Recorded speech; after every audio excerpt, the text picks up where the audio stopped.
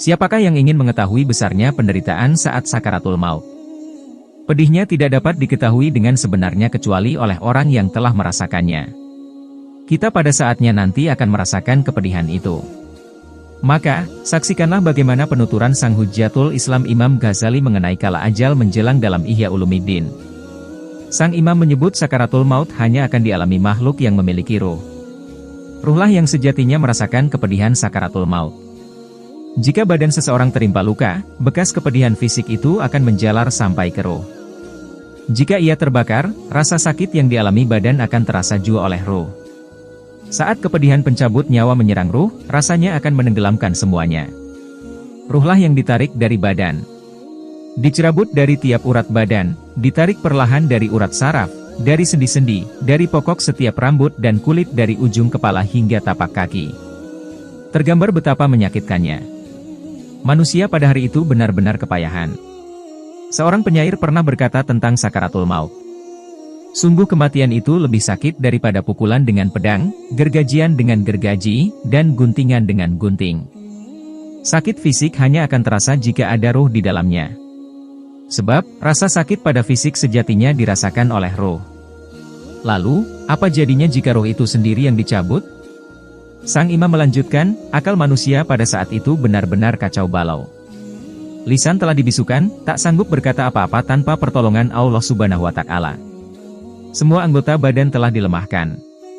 Tak ada upaya dan usaha kecuali hanya dari Allah Subhanahu wa Ta'ala.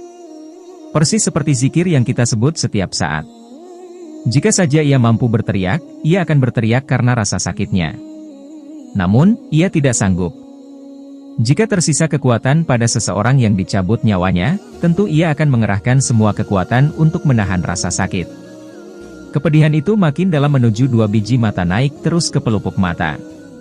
Kedua bibir sudah mengerut seperti asalnya. Anak jemarinya berubah menjadi kehijau-hijauan. Jika satu urat saja ditarik, sakitnya pun akan luar biasa. Apalagi, ruh diangkat dari setiap inci urat tanpa kecuali. Lalu, setiap anggota badan dari seluruh anggota badan mati secara bertahap. Dinginlah kedua tapak kakinya, lalu ke betisnya, kemudian menjalar ke pahanya. Dari setiap badan, ada anggota yang sekarat tahap demi tahap hingga mencapai kerongkongannya. Jika sudah seperti ini, terputuslah pandangannya pada dunia dan ditutup baginya pintu taubat. Rasulullah Shallallahu Alaihi Wasallam bersabda, diterima taubat seorang hamba selama belum sekarat. Hadis riwayat Tirmidzi. Maka, lihatlah kesaksian Ummul Mukminin Aisyah radhiyallahu anha yang menemani Rasulullah Shallallahu Alaihi Wasallam hingga saat-saat terakhirnya. Beliau berkata, tidaklah aku iri hari kepada seseorang yang Allah memudahkan atas kematiannya sesudah yang aku lihat dari kesulitan wafatnya Rasulullah Shallallahu Alaihi Wasallam. Duhai, betapa berat dan pedihnya sakaratul maut itu. Syaddad bin Aus pernah berkata soal kematian. Kematian adalah huru-hara yang paling buruk di dunia.